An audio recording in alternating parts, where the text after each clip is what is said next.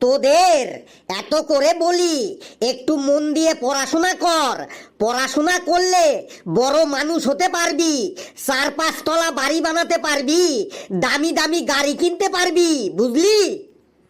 তাহলে স্যার আপনি মনে হয় ভালো করে পড়াশোনা করেননি।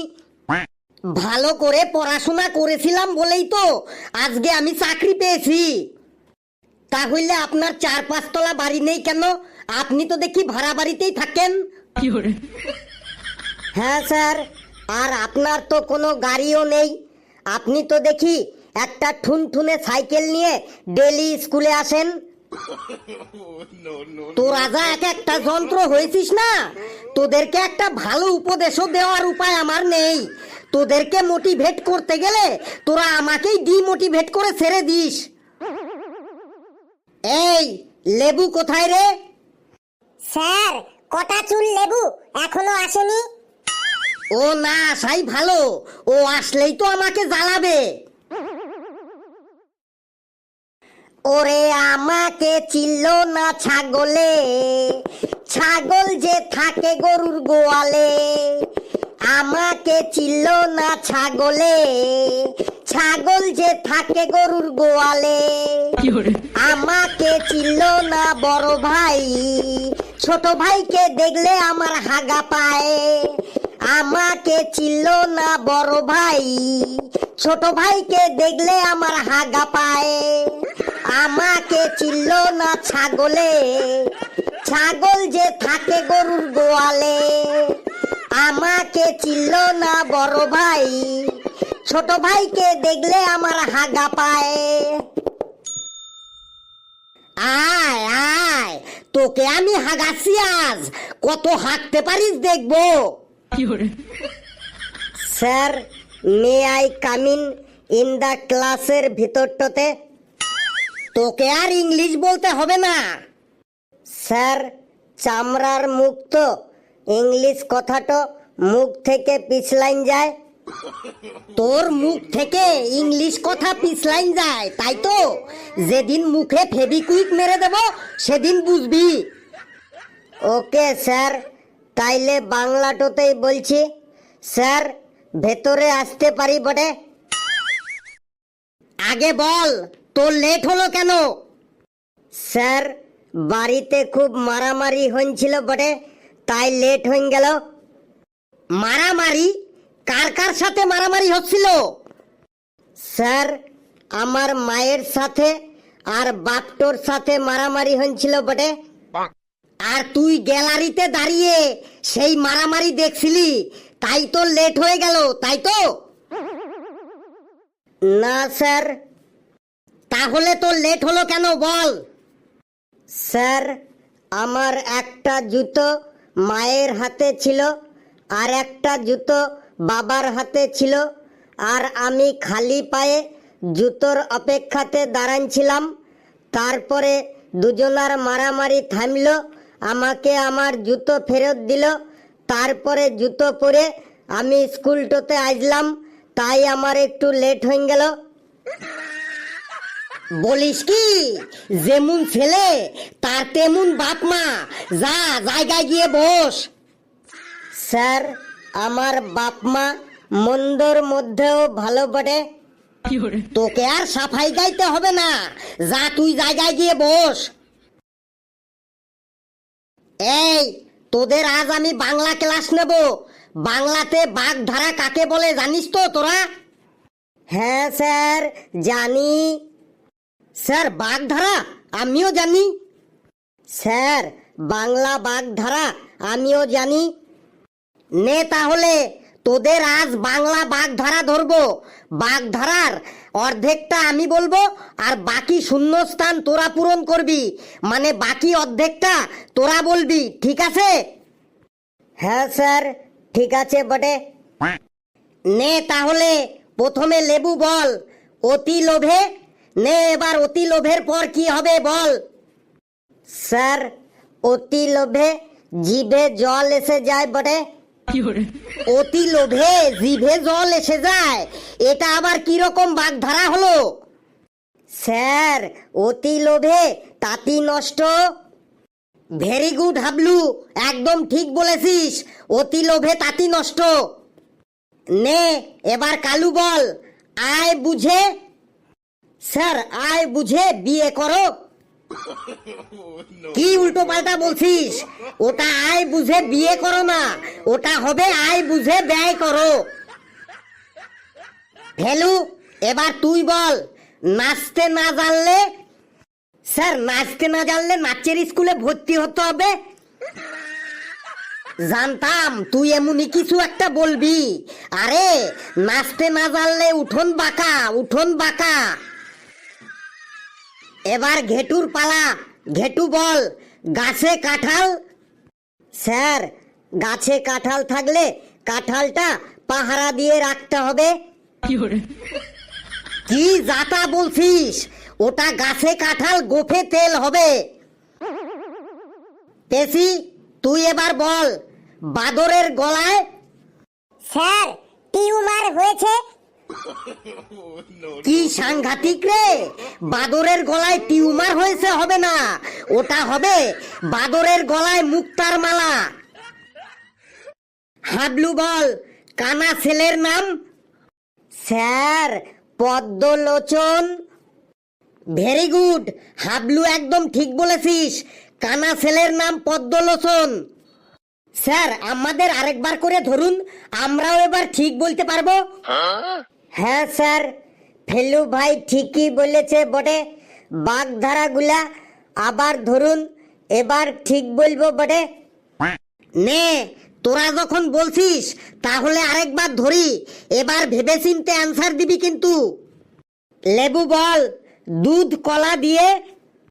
স্যার, দুধ কলা দিয়ে আমি সকালে টিফিনটো করি বটে। দুধ কলা দিয়ে তুই সকালে টিফিন করিস?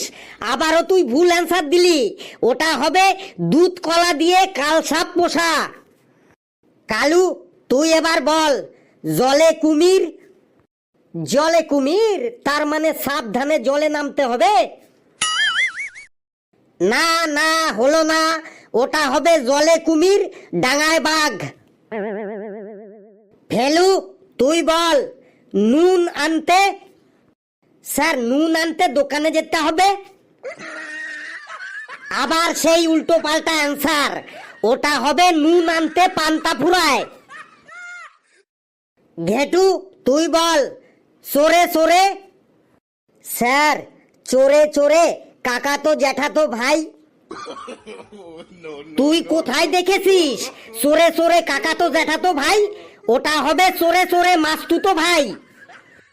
স্যার, আমাদের পাড়াতে দেখেছি, আমাদের পাড়াতে দুটো চোর আছে, ওরা দুজন সম্পর্কে কাকাতো জ্যাঠাতো ভাই হয়। তোদের পাড়াতে দেখলে তো হবে না, যেটা বইতে লেখা আছে সেটা বলতে হবে। চোরে চোরে মাস্তুতো ভাই হয়, বুঝলি? এবার পেশি বল, সুসো মেরে। স্যার, ছুঁচো মেরে বিড়ালকে খাওয়াতে হবে। আবার সেই সুসো মেরে বিড়ালকে খাওয়াতে হবে? আরে ওটা হবে সুসো মেরে হাত গন্ধ করা। স্যার, আমাকে ধরুন। হাবলু বল, যেখানেই বাঘের ভয়। স্যার, সেখানেই রাত পোহায়। যেখানে বাঘের ভয় সেখানেই রাত পোহায়। ভেরি গুড হাবলু, এই তুই একাই এই ক্লাসটার মান সম্মানটাকে একটু বাঁচিয়ে রেখেছিস। দেখ, তোদের আমি বাগধারা ধরলাম, কেউ তোরা পারলি না, উল্টে আমার মেজাজটাকেই গরম করে দিলি। নে, এবার তোদের কিছু সিম্পল সিম্পল কোশ্চেন ধরছি, তার ঠিকঠাক অ্যান্সার দিবি। লেবু বল, কোন পাখি উড়তে পারে না? স্যার, মরা পাখি উড়তে পারে না বটে। কি আশ্চর্য, মরা পাখি উড়তে পারে না, এসব কথা তুই কোথা থেকে পাস বলতো? স্যার, পেঙ্গুইন পাখি উড়তে পারে না। একদম ঠিক বলেছিস হাবলু, পেঙ্গুইন পাখি উড়তে পারে না। কালু বল, গরুর বাচ্চাকে বলে বাছুর, তাহলে শিয়ালের বাচ্চাকে কি বলে বলতো? স্যার শিয়ালের বাচ্চাকে বলে শ্বশুর। শিয়ালের বাচ্চাকে শ্বশুর বলে? এটা তুই কোন লজিকে বললি বল? স্যার লজিক টজিক কিছুই না, আমি ভাবলাম গরুর বাচ্চা যদি বাছুর হয় তাহলে শিয়ালের বাচ্চা শ্বশুরই হবে। চুপ, একদম চুপ, আর একটা কথাও তুই বলবি না। হাবলু, শিয়ালের বাচ্চাকে কি বলে রে? স্যার শিয়ালের বাচ্চাকে শিয়াল শাবক বলে। Very good, excellent. স্যার এবার আমি বলবো? না, তুই কথা বললেই আমার প্রেসার বেড়ে যাবে, তুই সবার লাস্টে বলবি। ঘেটু তুই বলতো আমরা কি জন্য খাবার খাই? স্যার আমরা হাগু করার জন্য খাবার খাই। কি বললি? আমরা হাগু করার জন্য খাবার খাই? এই কে আছিস আমাকে ধর, না হলে কিন্তু একটা অঘটন ঘটে যাবে। পেশি তুই বল, ইতিহাস শব্দের উৎপত্তি প্রথম কোথা থেকে হয়েছে? স্যার ইতিহাস শব্দের উৎপত্তি বলছি, সে বহুকাল আগের কথা। একটা মুরগির সাথে একটা হাঁসের বন্ধুত্ব হয়েছিল। ওই হাঁসটি যখন মুরগিকে চিঠি লিখতো তখন চিঠির শেষে লিখতো ইতি তোমার হাঁস। তার থেকেই উৎপত্তি হয়েছে ইতিহাস। বাপরে বাপ, পেশি তুইও তো দেখছি এখন কারো থেকে কিছু অংশে কম যাস না। স্যার এবার আমাকে ধরুন। নে ধরছি। ফেলু, তুই পৃথিবীর এমন দুটো দ্রুতগামী বস্তুর নাম বল যার দ্বারা সব খবরাখবর সেকেন্ডের মধ্যেই সবার কাছে পৌঁছে যায়। স্যার দুটো দ্রুতগামী বস্তু হলো ইমেল আর ফিমেল। ইমেলটা না হয় বুঝলাম, কিন্তু ফিমেলটা কি বুঝিয়ে বল। স্যার ফিমেল মানে বুঝলেন না? বলছি স্যার, স্যার ফিমেল মানে মহিলা মানুষ। এই মহিলা মানুষের কাছে যদি কোনো কথা যায় তাইলে আর দেখতে হবে না, ইমেলের থেকেও সেকেন্ডের মধ্যেই সেই কথা একদম গোটা গ্রাম ছড়িয়ে পড়বে। তাই পৃথিবীর দুটো দ্রুতগামী বস্তু হলো ইমেল আর ফিমেল। বাহ বাহ বাহ, ভুল হোক কিন্তু উত্তরটা আমার খুব পছন্দ হয়েছে। এই ঘন্টা পড়ে গেল, এবার আমি যাই। পৃথিবীর মধ্যে সব থেকে দ্রুতগামী বস্তু ইমেল আর ফিমেল। আজ বাড়ি গিয়ে বউকে এটা বলতে হবে। বন্ধুরা ভিডিওটি কেমন লাগলো আপনারা জানাবেন, আর ভিডিওটি লাইক করবেন, যত পারেন শেয়ার করবেন, আর চ্যানেলটিকে সাবস্ক্রাইব করে আমাদের সাথেই থাকবেন। হাসতে থাকুন, সুস্থ থাকুন, যত বেশি হাসবেন তত বেশি সুস্থ থাকবেন, আর সকলে খুব খুব ভালো থাকবেন। আর পৃথিবীর মধ্যে সব থেকে দ্রুতগামী বস্তুর নামটা শুনলেন তো, ইমেল আর ফিমেল।